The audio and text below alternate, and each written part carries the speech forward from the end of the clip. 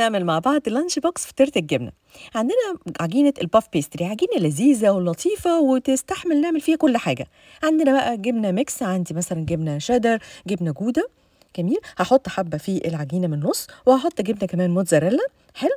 عندنا كمان هنا شوية زعتر ناشف، زعتر طازة اللي يعجبكم. وعندي هنا قطع من الزيتون. الحشو بقى غيروا فيه زي ما انتوا عايزين. هنقفلها بالطريقة اللي انا بعملها دي كده. جميل. وهنضغط كويس قوي على الأطراف. والعجينة علشان تدخل الفرن لازم تقعد في التلاجة شوية، فهحط الصينية دي في التلاجة نص ساعة، هدخلها الفرن وتطلع كده فتحوا شوية بس مش كتير. هلفها وهحطها جوه اللانش بوكس. جميل. طيب هنحط بقى معاها ايه؟ الولاد بيحبوا كمان المكسرات، ممكن بقى ميكس مكسرات او نوع معين من المكسرات. هحط معاه التمر البرحي او اي نوع تمر بيحبوه، يديهم طاقة وحيوية. لقيت كمان ان الحلاوة الطحينية بقت بتتعمل صوابع لذيذة جدا.